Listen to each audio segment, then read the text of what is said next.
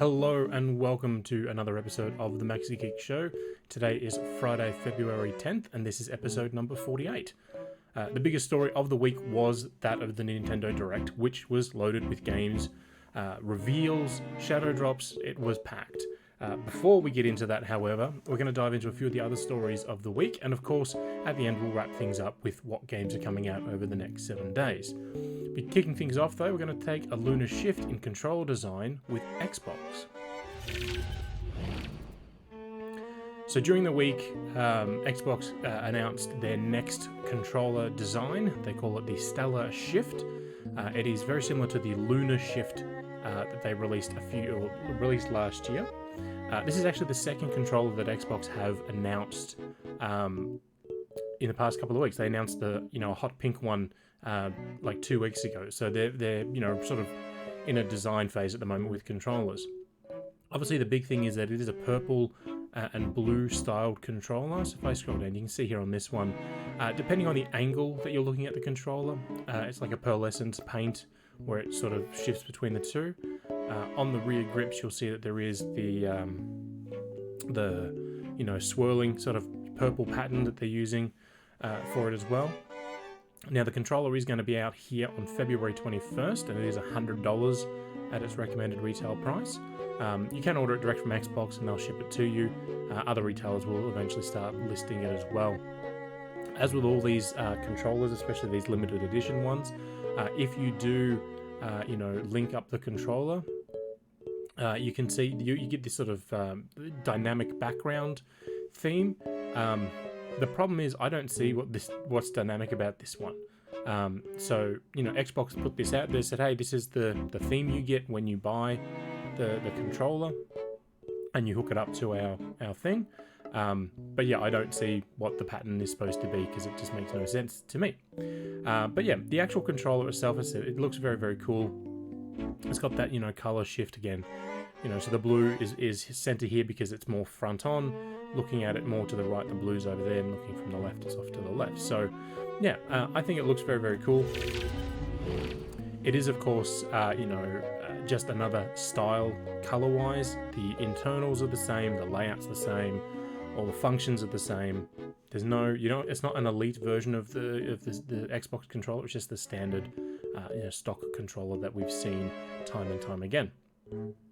Moving away from, the controller space, we're sticking with physical things, and Lego have announced the first in a massive Lord of the Rings series. So that series is, as I said, Lord of the Rings, and the first piece is Rivendell. So they've actually had a few of the brick heads, which are the pop figure looking Lego collectibles that I think are just disgusting. They look horrible. I know some people love them, more power to if you do, but me, I don't like the look of them at all. I tend not to like things that are round with Lego. It just doesn't look right to me, but that's me personally. This Lego set, however, is some 6,000 pieces, and as you can see, there's individual squares on the roof, indicating just how many of those pieces are going to be single square flat tiles. But it also comes with 15 minifigures. So if we scroll down here, so you have your Boromir, Legolas. I'm assuming that's supposed to be somebody important. A bunch of elves. Gandalf, Gimli, your hobbits, with Frodo apparently stoned out of his gourd already. 2 Gandalfs. Maybe that's just a generic dwarf. There's Elrond, Bilbo, female elf that Aragorn's with. I can't think of her name, and then obviously Aragorn himself. As I said, the big thing with this is that it does recreate a bunch of scenes like from the books, from the movies, if you've seen them. With everyone around the table where they're trying to decide what to do with the One Ring. Frodo's bed where he wakes up in having been stabbed. While he's wearing his mithril shirt on the peak of the mountain. There's Bilbo resting. So it's not a full set, like you don't get the entire thing. It is obviously, still a stylized piece. There's Aragorn and Boromir talking over the Sword of the King. So, it is very, very cool. The only thing with this one is it is $800. So it does, as I said, have a number of, you know, nice little alcoves. You've got a bunch of elves down here. You know, you've got this, the meeting space, the bridges, the trees, all that sort of stuff. So it does look very, very cool. It's just also very, very expensive. But, you know, again, this is the first one. We've seen them do this before, but they'll kick off a series with like a big piece, and then they'll release a bunch of smaller pieces later on, and then they'll do another big piece again. You know, they did it recently with the Mario stuff. You know, the first Mario set came with the Mario figurine, and he was very, very cool. But then it was everything, you know, that came after that with all the little play sets. It didn't really need to exist because any generic Lego would have done just as well. It was just for sound effects, you know, stomping out enemies that you got them. But, you know, then after a while they released the Lego NES, you know, which is a big thing. And then they went back to the little kits. So that's sort of the MO for Nintendo, for Lego. They do that. They'll release, you know, sort of a big thing to draw you in, then a bunch of small ones to keep you going, then another big thing, and then, you know, cycle continues. So, yeah, it looks very, very cool. I've sort of moved away from Lego myself, just because, you know, if you buy a lot, you run out of space very, very quickly. So that is something to consider if you do look to get that for yourself. Moving away from the world of physical things, we're going to move into the video game space, and we're going to kick things off here with a Tekken 8 reveal. So during the week, Bandai Namco hosted a 35-minute deep dive into Tekken 8, talking about some of the game's new systems and mechanics for fighting, as well as confirming that Nina Williams is going to be a playable character in the game. So as part of that reveal, they did actually, you know, have a trailer, which does show off a bunch of gameplay for it. I will pop the story in the chat here, and it will be in the notes below the show on YouTube. So if you do want to see the trailer, you can watch it there.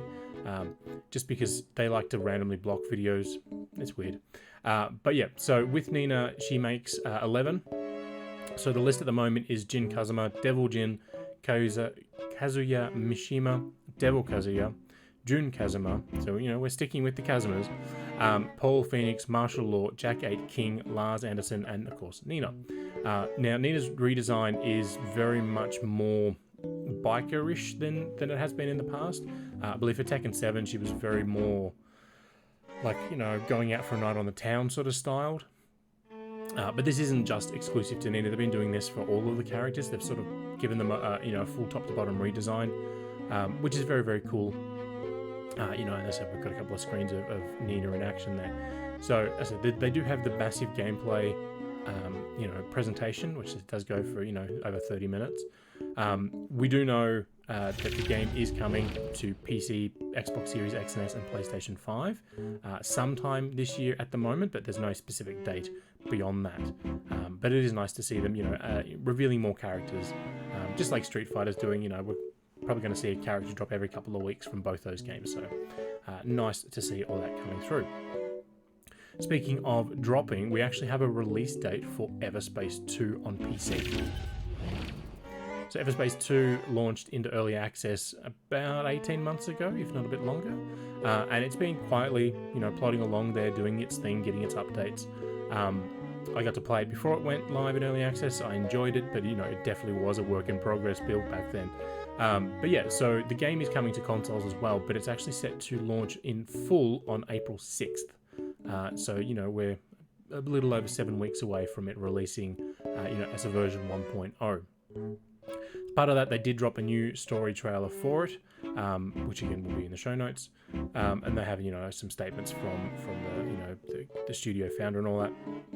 Here's a couple of screenshots for it. Now, these were actually taken by members of the community, so these are not, you know, shots designed by the company to highlight the game the best. Obviously, you know, they've selected games that highlight their game, selected photos that highlight their games the best, but these were community-driven shots. So it does look beautiful, as it is going to come to consoles later in the year, but there's no specific date for it at this time. We just know it will eventually arrive. The consoles in question, though, is actually just Xbox Series X and S and PlayStation 5. They did actually have plans for, when they announced the Kickstarter years ago, it was Xbox One and PlayStation 4. But they, you know, during development realized they couldn't deliver the game they wanted to. You know, we've heard this excuse a few times now. But, they couldn't deliver the game they wanted to, so they, had to drop the old generations. And this isn't a slag at these guys specifically, but that is a completely bullshit answer. Warner Brothers tried that crap with Gotham Knights, said, oh, we can't deliver the game we want if we have to include the last gen platforms. It's like, but your game started on the last gen platforms. That's where you started developing it for. So either you knew you were never going to be able to reach it once you decided to put it on the next ones, or you realized that you couldn't do what you thought you could on both and you just cut the last gen. Which to me makes no sense. If you're going to cut any of the generations, you cut the current gen, because last gen has 100 million plus players, whereas PlayStation 5 and Xbox Series X and S, they're not even 30 million. So yeah, you don't cut the 150 million players around for 30 million. It makes no sense. Again, not a slag at these guys specifically. They are a smaller studio. They're not, Warner Brothers sized, but it is still a bit of a sad thing that they've done it. If you did back the Kickstarter and do have, a code, listed down as last generation, they will offer refunds if you don't have the next gen console, or you don't have a PC you want to move it to. So if you have an Xbox Series X and S and you backed it on Xbox One, they'll just give you a new code for the next gen system. And if you don't, they'll give you a refund. So yeah, not a problem on that. Just a bit of a shame that they're not delivering on the promise that they made initially. Right, from all that, we're going to move into the Nintendo Direct, and as I said, there's a fair bit of news from it. Now, we're not going to go through all of the announcements, because there was a lot of those, which I'm picking out a few of them that really made an impression on me, and then we'll go from there with those. The first one is, of course, that Advance Wars 1+2 Reboot Camp finally has a release date, and that is April 21st. Obviously, the game was set to release last year, and then Russia decided that they needed to be giant dicks and invaded another country. And because the first sort of campaign in the first game is essentially Russia as the bad guy invading another country, that's sort of the reason why you go to war in the game, Nintendo realized it probably wouldn't be a good look to have a game starring a Russia-like country invading another one. So they delayed it to an unspecified date. That date has now been specified, and I said it is April 21st. It is a bit of a weird thing that, it is such many people were hoping it would be dated much sooner than it is for April. But I can understand why. It gives them a chance to build up the marketing campaign again, because, they did have big plans for this. They did Treehouse Live presentations for it. They have trailers pretty consistently for it. So, yeah. There's obviously no new information about the game. I said I do have the Treehouse Live thing from 2021. So, almost 2 years between when they did a deep dive gameplay presentation to when it is releasing. They did give us a bunch of new screens, though. There's no word, though, that if WayForward, who are the developers of this particular version of the game, were able to make changes or improvements to it in the extra 12 months between when it was done and now. I highly suspect they will have made some tweaks here and there because they had the time, but I don't think it was going to be anything too major. Now, if you recall, before the game was delayed, some pre-downloads had started for it, so that's literally how close it was to release. And then with the pre-downloads, there was one person who was actually lucky enough or unfortunate enough, depending on your point of view, to get access to the game. It glitched on their system and they were allowed in, and they got to play it for a bit. And then Nintendo obviously realized that was a mistake, and they reached out to the Switch owner and said, hey, you can't do this, we need to take it back from you. So they got to play it 12 plus months ago, or 12 months ago now. So there's obviously a lot of hype for this one. Now, I said there was a big rumor about all this stuff being, it's a day one release. It's going to shadow drop as part of the Direct, because that's what Nintendo were planning to do. There was things about, we've got marketing saying that the game's out today in our Walmart store. It's like, calm down on that, guys. They're always doing things like this to try and get your attention, to say, hey, we know this is what you want. So you know, it not being a shadow drop is fine because, it helps build up the anticipation again. I love the series. I was a bit lukewarm on the DS entry. It didn't really appeal to me personally, but I understand, some people did love it. So that's why, I'm excited to see this one come back again.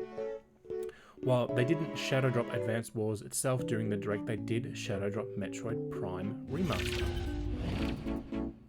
So there was actually a rumor back in 2021 that Retro Studios were remaking or remastering the first Metroid Prime game from GameCube for Switch.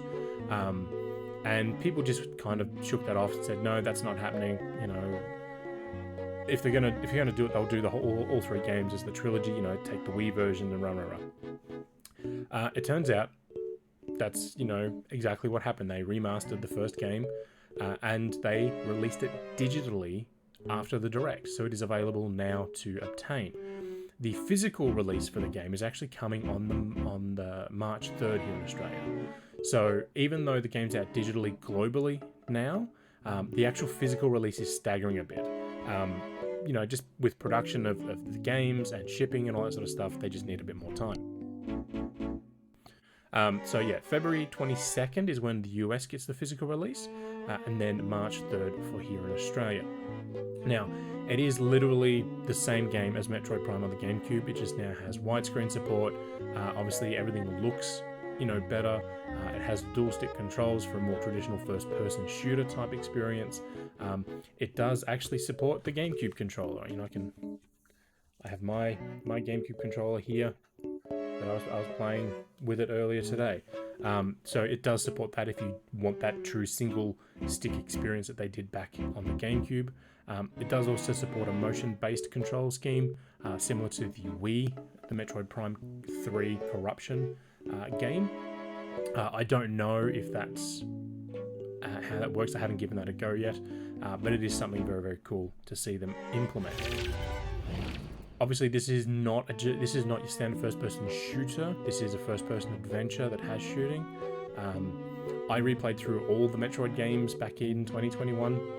In the lead up to Metroid Dread releasing.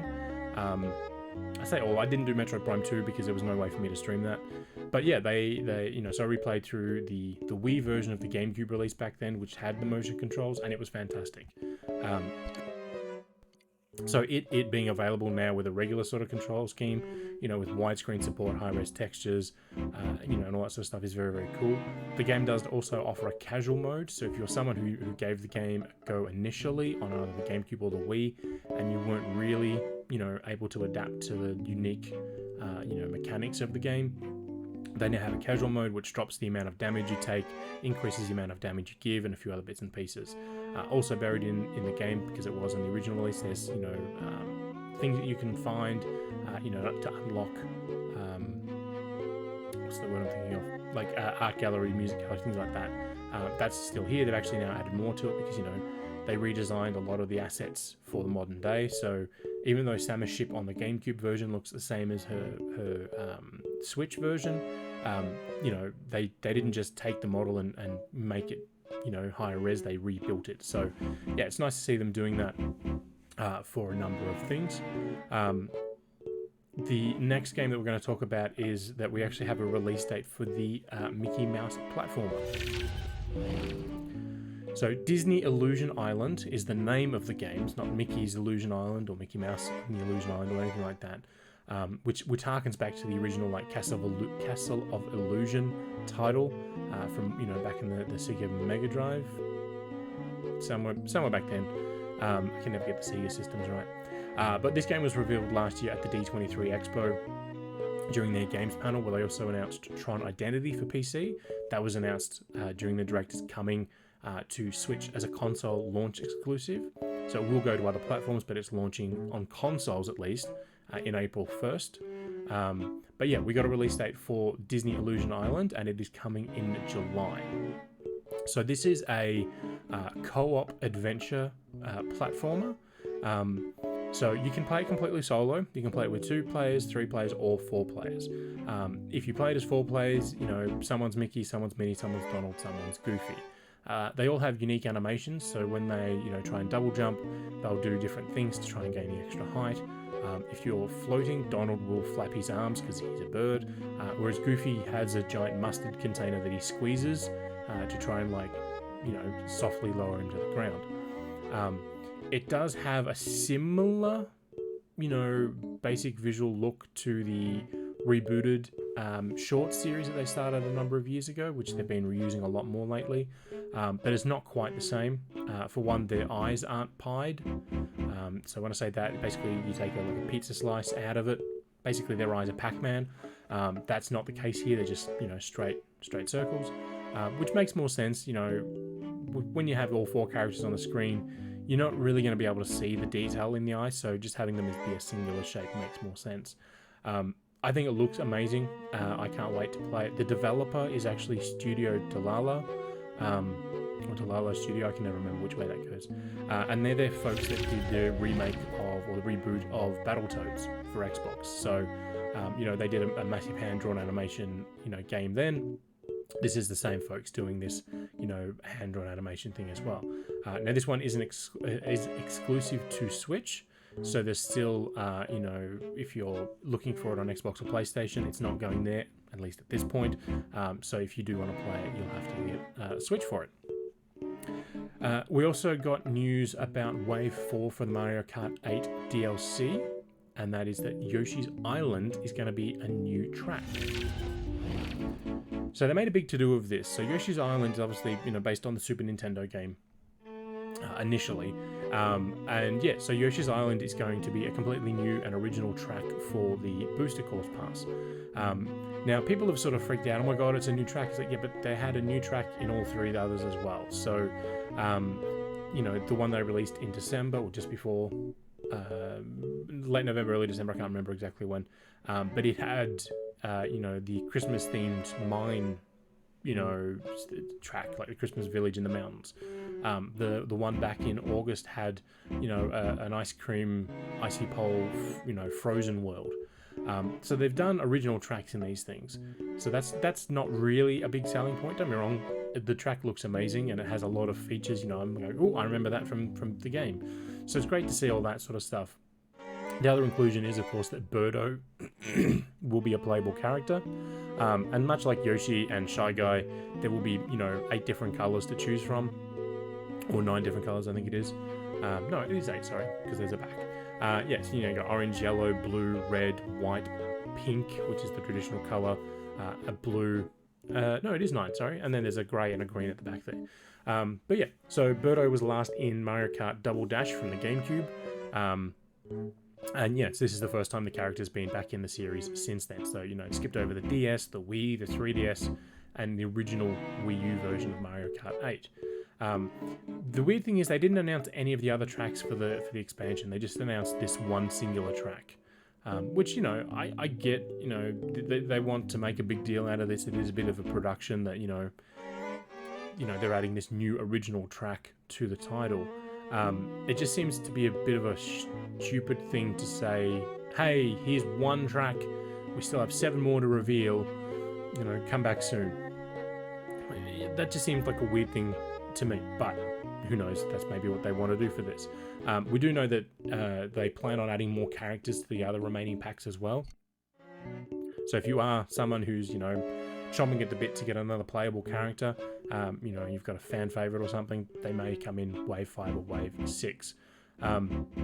The only issue I have with the DLC is that they keep adding courses from Mario Kart Tour, and those are not fun tracks. That game is not a fun Mario Kart. Most of the tracks barely last, a minute and a half at the most, and those are like the extended versions. Because it's designed for mobile gaming, and mobile games tend not to be, overly complicated. They don't require you to play for more than a few minutes at a time. So yeah, they're not that great, the tracks, and they keep shoving the city-based versions. So we've got a Sydney, a London, there's Tokyo, Berlin, Paris, or whatever they call them. So they keep shoving these city-based tracks in, and there's I can see why they're doing it, but at the same time, I'd rather they completely develop original tracks.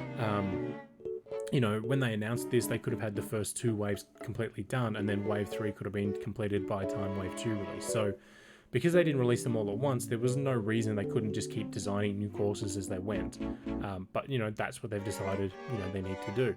The other thing too, some of the original courses, so like the Christmas one and the Frozen Treat one, they also got made into tour. So I appreciate the fact they're adding more content to this game, especially during the week we learnt that it has now sold 52 million copies, making it one of the most successful games of all time. That's up there with Minecraft, Wii Sports, Grand Theft Auto 5. The other thing, I suppose Wii Sports has been on 2 platforms. GTA 5 has been on 7, the original Xbox. Original Xbox 360, Xbox One, and Xbox Series X and S, so the 3 generations, same with PlayStation, and of course PC, and Minecraft's on everything. So, it's sort of interesting to see this one game, on 2 different platforms, because if you include the Wii U numbers, which was about 13 million, we're up to, 67, 68 million copies of Mario Kart 8 around. So, it's doing well. So I'm happy that they're adding more content to it. But I just wish these were all original tracks, not just, the same tracks that we've seen from Mario Kart Tour. I'm happy with the, bringing back classic tracks, but the other thing too is that these tracks are also the Mario Kart Tour tracks. So they all got redone for Mario Kart Tour, and then they brought them into the game. So they're not exactly, the best versions of them as well. And I know that's a bit of a, first world problem, I suppose. But it's not what they should be doing. If they want people to be really, really, hyped for this, they should have been delivering, all new tracks all the time. But I guess we just have to take what they're going to give us. Speaking of taking things we really didn't expect, that is that Level 5 announced 3 brand new games during the Direct. So Level 5, a Japanese developer, they really hit the big time in the DS era when they brought out the Professor Layton puzzle series. That was sort of not really part of the Touching is Good, branded campaign that Nintendo were doing, where, that was where Nintendogs was and, Dr. Kawashima's brain training, things like that. But, they were in that sort of vein where you didn't have to be a gamer to play these games. It was all just done with touching the screen, directing where you wanted to go. Then they in the 3DS era, they spun up, the Yokai Watch series. They really tried pushing it hard. I think it was started on the DS. They really tried pushing it in the 3DS era. And whether it was because people didn't like the games or there were just too many of them, the series flopped. But they also developed, during that time, the Ni no Kuni games were from them. The winning Izuka 11, the soccer sort of RPG games are from these guys as well. So they had a number of things, and then when Yokai Watch sort of burst, because there was animes and toys and all sorts of stuff, the company kind of just went radio silent. They pulled everything back. They downscaled drastically. Basically said, hey, we're going to focus on what we've got. That's what we're going to do. But yeah, that was a couple of years ago, and since then it's pretty much been radio silent from them until the Direct. So during the Direct, they announced 3 games: Deca Police, Fantasy Life I, The Girl Who Steals Time, and Professor Layton and the New World of Steam. So the Professor Layton game is the one that people got most excited for, and it's also the one we know nothing about. We know it is a Professor Layton game, so we do have a game from that world already on Switch, and I can't think of the title of it, but it stars the girl. It's the same sort of thing, but that was a port of the mobile game, which was a port of the 3DS game, so it wasn't really an original thing. This is a completely new game for Professor Layton. I'll play the trailer because it is literally just 20 seconds of the camera panning in. So we do know it's a fully 3D world this time, based literally on these visuals, because he is in 3D. He's never been in 3D in any of the other games. See, that's all we got, and then we got the logo. So we know it's set in the world of Steam. We know it is a 3D based game. Whether or not that means you're exploring the world in 3D or if it's just everything is now in 3D, we don't know that. The second title they announced is Deca Police. Deca Police is a new... so Professor Layton is Switch exclusive. Deca Police is Switch and PlayStation. It is a open world crime solving game where you're a junior detective named Harvard, and your entire role is to solve crimes in the real world. To do that, Harvard and his crew go into a digital recreation called the Deca Sim. It's Deca being Deca Police, it's the unit, and Sim being simulation. And as you go through there, you do weird RPG battles and all that sort of stuff. But as you go through, the Deca Sim, you'll be able to investigate crime scenes and see things that maybe you can't see in the real world because of whatever. And then, so as you fight and level up in the Deca Sim, you'll get more clues, and the clues allow you to solve crimes in the real world. So that's sort of how all that works. So you'll be able to run around the real world arresting criminals, but then in the digital world, you'll be able to actually, deep dive into these cases to find out what's going on. The third game that they announced is the next entry in the Fantasy Life series, which, they've had one of those on, I think it was the 3DS, but it's Fantasy Life I, The Girl Who Steals Time. And this is sort of a city builder / adventure game / RPG. So there's a lot sort of going on with it. This is also, like Layton, a Switch exclusive. So Layton and Fantasy Life are Switch only. Deca Police is Switch and PlayStation. So the big thing, obviously, is, it's a bit of an Animal Crossing style thing where you can move, create, the house that you want to live in. There's, city building elements where you'll get to choose where things go. And then, of course, there's the job system, or what they call your, the life that you've chosen. Instead of the job that you've chosen, it's the life. So if you want to be a chef, which we've got on the screen here, you can spend time learning how to make things and do mini games and all that sort of stuff. You will be able to change your life direction at any time. You're not stuck to it if you choose one and 3 hours and you realize that's not what you want to do. So you can change it around. So it is something cool to see. I did just realize that I don't actually have the trailer for Deca Police in there, which I need to add. But yeah, so out of the three of them, Deca Police is the one that excites me the most at the moment because it's the one we know most about. Fantasy Life I and Deca Police are both coming in 2023. No specific date for either of them. Professor Layton and the New World of Steam, we have no more information on. It is highly unlikely it's going to be 2023. If anything, it's probably going to be an early 2024 title. Just depends on when they release these other two. But we'll just have to wait and see on that one.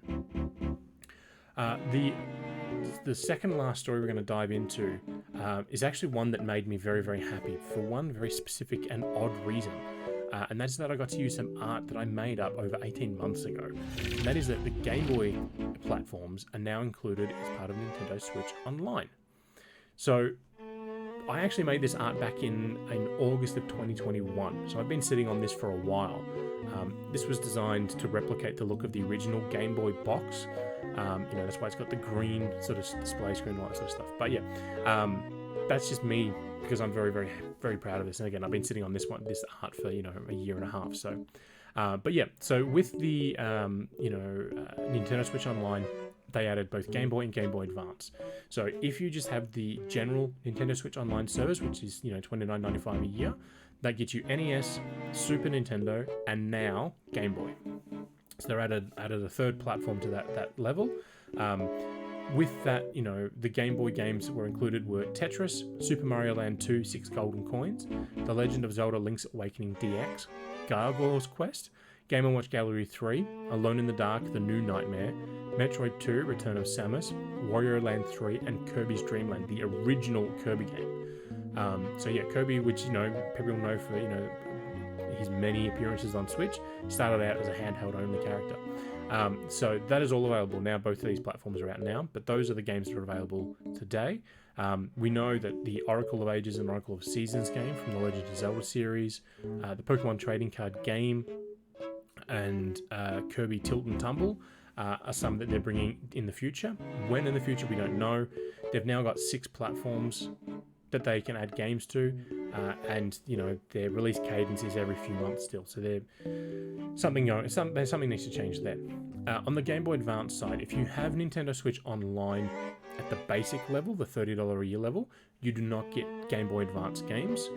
If you have a Nintendo Switch Online Plus expansion pack, which is the one that gives you Nintendo 64 and the Sega system, that is the one that gives you Game Boy Advance. If you have the deluxe version of it, you get all 6 platforms. If you have the basic, it's just the first 3. If you have, Nintendo Switch Online Plus expansion pack, you also get the Mario Kart 8 DLC, the Splatoon 2 DLC, the Octo expansion, and the Animal Crossing DLC is part of that as well. So there's some extra value in that one. In terms of games that were made available when it dropped the other day, we have Super Mario Advance 4, Super Mario Bros. 3, WarioWare Inc. Mega Micro Games, Kuru Kuru Kurin, Mario Kart Super Circuit, Mario and Luigi Superstar Saga, and The Legend of Zelda: The Minish Cap. I am excited for half those games. Kuru Kuru Kurin I've never played, so I have no connection to it. WarioWare, the series never appealed to me. It's fine as a, I've got a few minutes and I want to jump in and play some rounds or something, but other than that, it's really not that fun. And then Mario Kart Super Circuit. This was the first handheld Mario Kart. So at this point, we had Super Mario Kart, Mario Kart 64, and Mario Kart Double Dash. And then they brought in Super Circuit for the Game Boy Advance. The problem that I have with this one is it just plays too old school.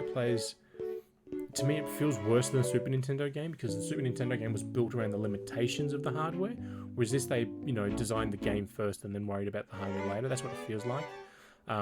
So I'm not that excited about this game. When they've brought some of these tracks into Mario Kart 8 Deluxe, that's when I've been happy, because those are fun. But the actual base thing doesn't appeal to me. Of course, Mario and Luigi Superstar Saga is sort of the spiritual spin-off of the Mario RPG from Square back on the Super Nintendo. But yeah, the big thing obviously though is with the Game Boy games, you'll be able to play them in the original, putrid green coloring that we had for a number of years. You'll be able to play them in the Game Boy Pocket, which is sort of, they lost the green, it's made it sort of a more monochrome look, or you'll be able to play them in the Game Boy Color version. So, even though some games were released, originally for just the base model Game Boy, and then like Link's Awakening DX has the Game Boy Color version, which has a few extra things in there. All the games will have a color mode. So they're doing something a little extra in terms of the what's the word I'm thinking of? So they're doing something extra in terms of the emulator to give them all the color profiles that they need. The only thing they didn't, announce was, the custom controllers, because every other platform's had a custom controller, so you can play these games, as was intended. Obviously, the Game Boy game will probably work fine with the NES controller. The Game Boy Advance will probably work fine with the Super Nintendo controller. I didn't mention it, but the games that are being added to the Game Boy Advance post, in the future, include Golden Sun, which is one of the first games I had on my Advance, F-Zero, I think it was just called F-Zero Advance, and a few more as well. So it looks like they're going to keep adding more to it. Again, the problem though is they now have 6 platforms and they have a release cadence of every 2.5 months. I'm not saying we need to have a new game out every week. This is an Xbox Game Pass or the Epic Game Store where they give away free things. But with 6 platforms, they can be releasing games on a monthly basis. Whether or not they add one for every platform every month, or they add 2 or 3 platforms a month, that's what they need to do. They need to keep a cadence going where they can. Now, I've seen people say they've added so many games to the Nintendo service. It's like, yeah, there's some 87, 88 games for the NES app, some 60, 70 games for the Super Nintendo app. So there's a fair amount of games on there, but there's also hundreds more that are not on there. Nintendo, as part of the Nintendo 64 future plans, we have Excite Bike, 1080 Snowboarding, Mario Party 3, and the 2 Pokemon Stadium games to come. And that's it. But it's like, okay, you brought Banjo-Kazooie over, but what about Banjo-Tooie, right? What about Conker, from Rare? So there's a bunch of Rare games they could, theoretically bring over because they have that sort of relationship with Microsoft.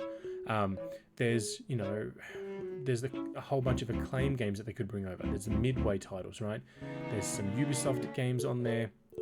Obviously, things like, you know, the WWE wrestling games or the baseball games from the 64 era are not likely to come over just because of licensing issues with, you know, people's faces and music and such. But, you know, there's a bunch of Capcom games. Like, there's nothing technically stopping Capcom from allowing the Resident Evil 2 port to go onto the Switch Online service, which, you know, would be more beneficial to Switch owners than the cloud version of the remake. So, yeah, there's a lot more in terms of a lot more games around that are not on here yet, and hopefully they start to change that. Will they change it? Doubtful. Will they change their release schedule? Highly unlikely, because Nintendo make up their minds early on and then never change, you know, the plans. So I'd love to see them do more, but at this stage it doesn't look like that's going to happen. Before I go any further into that rant, we'll move away from it and we'll move into the final story of the week, and that is that we have new details about The Legend of Zelda Tears of the Kingdom. So during the Direct, we got a new trailer for the game, we got confirmation of a collector's edition for the game, and a new Link amiibo, and information on what the Legend of Zelda amiibo will do in the game. So if you remember, when Breath of the Wild released, it was one of the first games to use, you know, the amiibo to do something cool. Depending on the series and the character, you could get, you know, just a couple, you know, random supplies for your cooking, or you could get, you know, actual gear that you could use. You know, instead of having to hunt down a weapon, you might get something random that was very helpful for you from scanning an amiibo.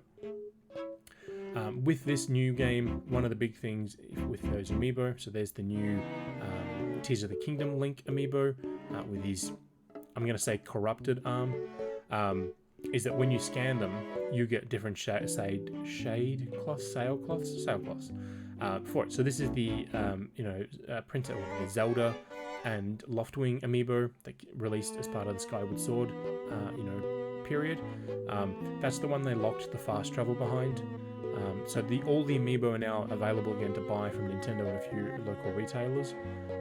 But, you know, so if you scan that amiibo, you get that sailcloth. If you scan the Breath of the Wild Link on a Horse amiibo, you get that one. If you scan the new amiibo, you get this one. And then if you scan the Majora's Mask Kid Link amiibo, you get the Majora's Mask sailcloth. Why do I keep calling it shade cloth? So yeah, the other thing, of course, is that there is a collector's edition. Now, this is $190 here in Australia. It does come with the game. It comes with 4 pins, a steelbook, an art book, and a poster. Now, when I saw this, I was like, hang on, that just seems unnecessarily expensive. The poster itself is actually steel.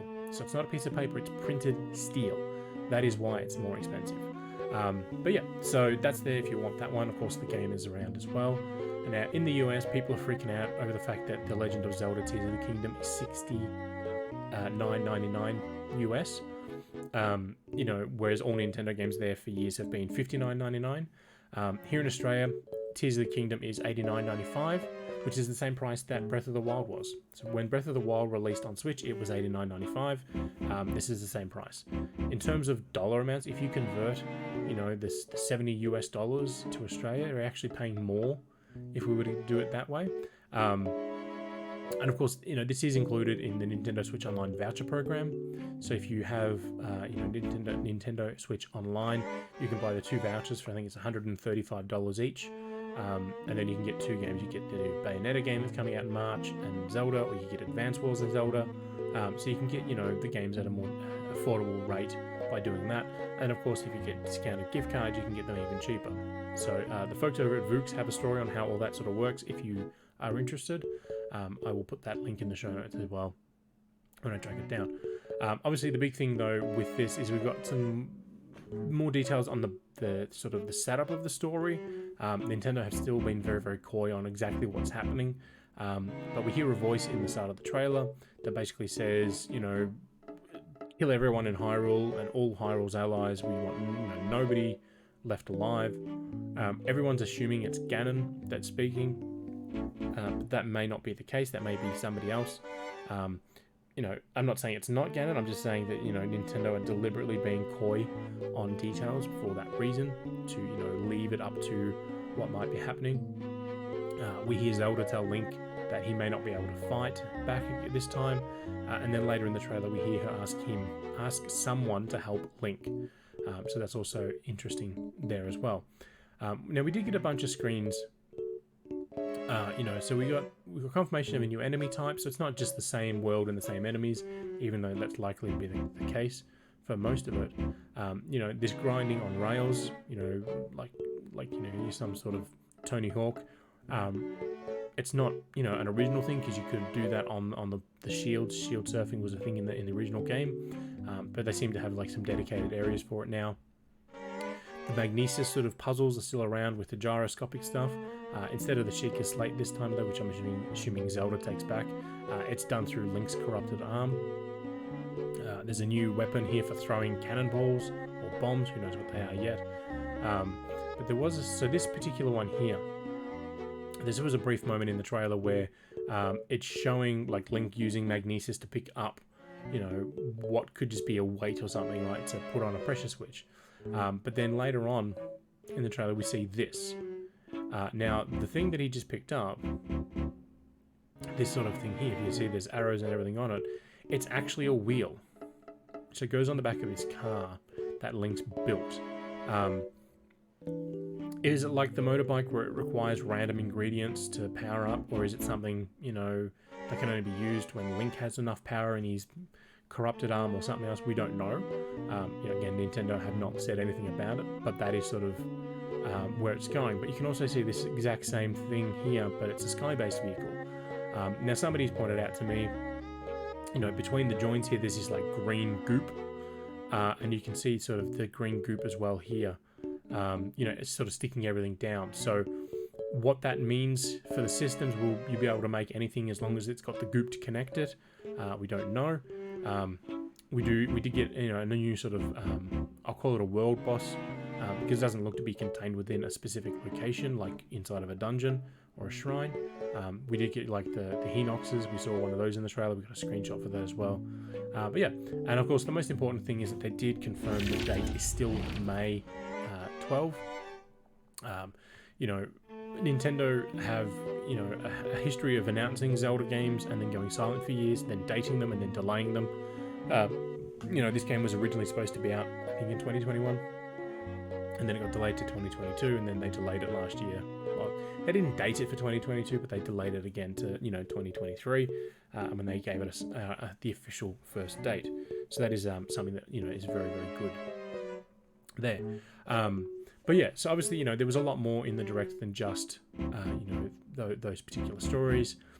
There's a new game called Fashion Dreamer, which is done by the studio behind the Style Savvy series, or the Style Boutique series, depending on which part of the world you live in. That is literally Style Boutique 4, which is what it would be here in Australia. But, it's not being published by Nintendo, it's being published by Marvelous. Don't Nod, the creators of the Life is Strange series, announced their new game called Harmony of the Fall of Reverie. That is it's not a visual novel, but it's very much a choice-based game. So depending on the choices you make, you can curse or save, multiple worlds. Not included in the US or the Western Direct, but in the Japan version, Square Enix announced a new game called Paranormasight, The Seven Mysteries of Honjo, for Switch and PlayStation and PC. Switch and PC, I think it is. And it's a visual novel style horror thing where you've got to investigate and all that. Bandai Namco announced We Love Katamari Reroll plus Royal Reverie coming to all platforms. Sea of Stars got a release date for August. There's also now a demo out for Switch. That game's also coming to PC and PlayStation. Ghost Trick Phantom Detective, which was a DS game from 2011, got announced to be getting a Switch version. This one looks like it's based off the mobile game, but it still keeps that sort of 4:3 ratio, sort of more square screen that the DS had originally. So we'll have to wait and see for that one. That's also coming to PC, PS4, and Xbox One. So Tron Identity got confirmed. We got a new Samba de Amigo game called Party Central coming to Switch sometime this year. There's no specific date for that one. Pikmin 4 got a release date and a new gameplay trailer. The Etrian Odyssey series is coming to Switch. It's currently exclusive to Switch, but it's Etrian Odyssey 1, 2, and 3 redone in HD. Somebody who knows this said that they are doing this based off the original releases, not the 3DS ports. We don't know if that's true. There are new modern features that are being included in there. We have to wait and see until once that one comes out. Batten Kaitos is also getting they're doing the GameCube games, the two GameCube entries are getting remastered for HD and coming in a collection for Switch, exclusively for Switch. Somebody Migo is Switch exclusive, but that's a motion heavy game, so that makes sense. So there was a lot more in the direct than what I just went through, and of course there was the usual montage where they dumped a bunch of games out, like Mega Man Legacy, Mega Man Battle Network Legacy Collection, which comes out in April. Minecraft Legends, they confirmed the April release date again for Switch. That was something we learned during the Xbox Direct. Blanc is out next week. That's a two-player co-op game where one's a deer, one's a wolf. A fox cub. There's more in there as well. So yeah, it was a very, very packed Direct, and it sort of hit the right notes for a lot of players, a lot of Nintendo fans, I should say. If you're a diehard PlayStation or Xbox, you probably don't care about most of this stuff. But yeah, it was nice to see them do all that. With all that said, we're now going to move into the games that are coming out over the next 7 days.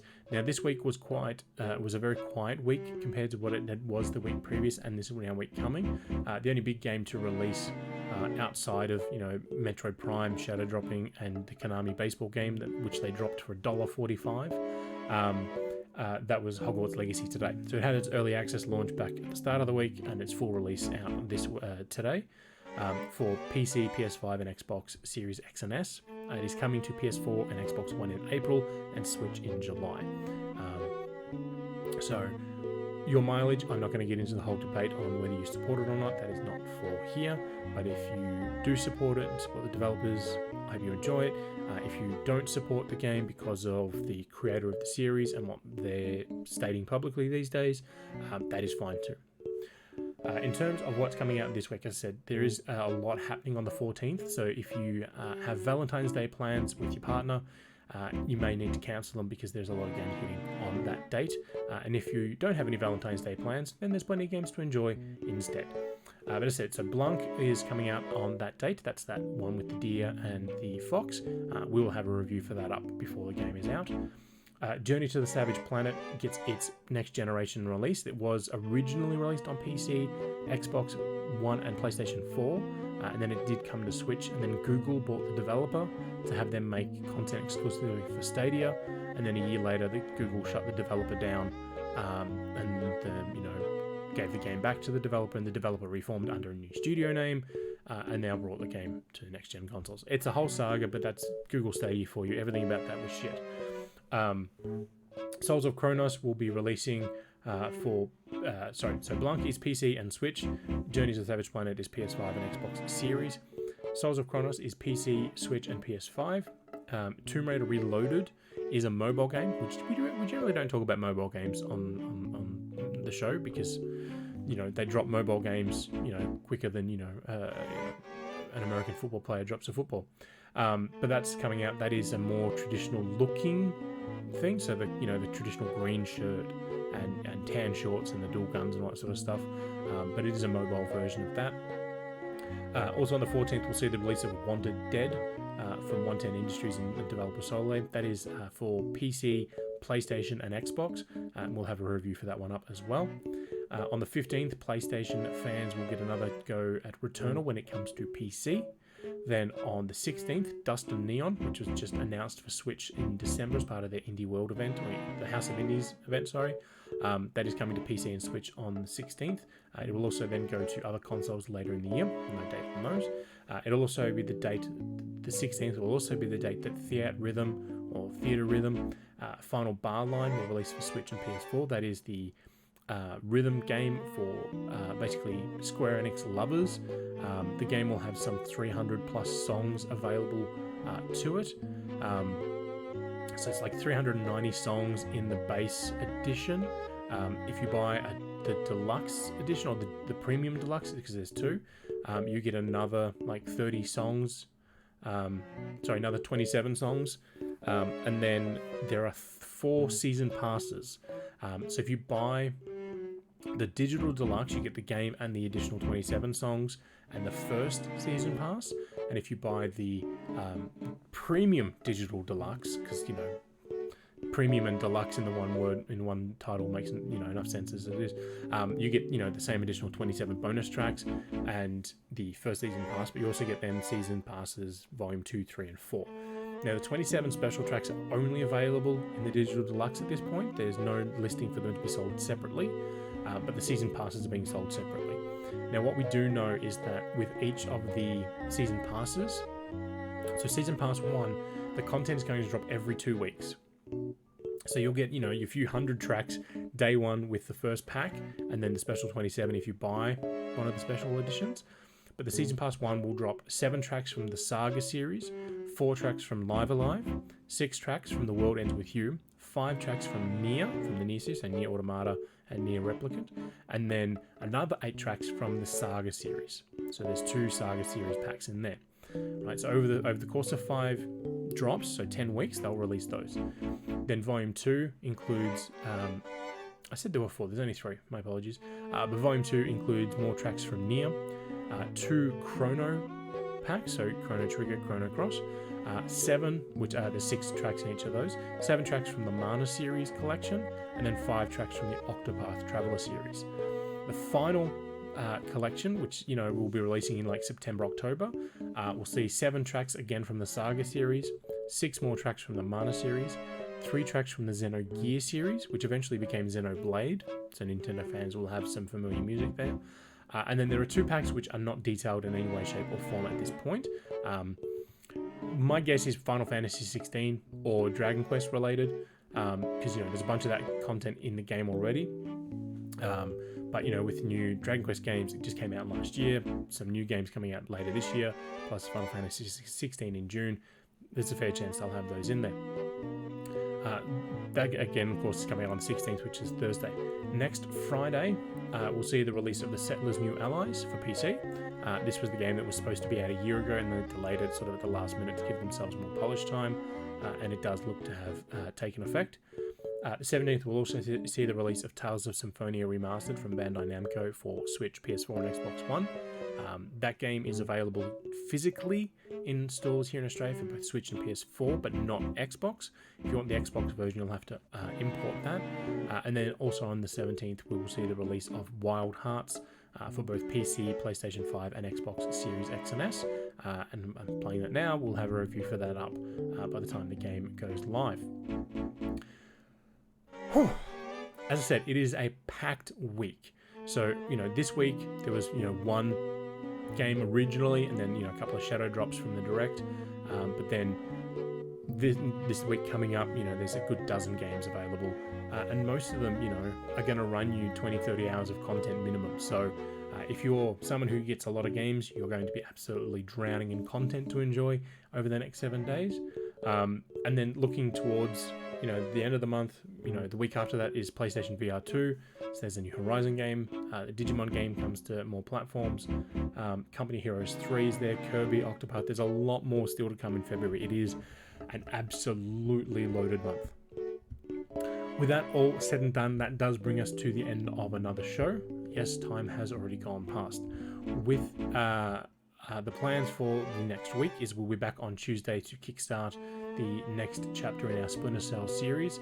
Unfortunately, with just how everything's crazy, I didn't get to do it this week, so Pandora tomorrow will be kicking off then. Then on Friday, we'll be back for the next chapter in the Maxi-Geek Show. Whatever news of the week happens to be, we'll cover it then. And then we'll be doing Sunday streams every 2 weeks. We're going to be playing through the SSX games. So we're going to be starting on the PS2 with SSX, and then we'll move to the GameCube for the 3 that were there. Then we're moving to the Wii for the 1 that was there, and then we're moving to the Xbox 360 for the final, the realistic SSX title that they put out on that platform. So we have a number of games we're going to be playing through for that series. As I said, it will be every 2 weeks. It's not going to be every week, just because it's just more for my enjoyment. But we will be back again on Tuesday, as I said, for more Splinter Cell. So until then, and when we catch you online next time, happy gaming.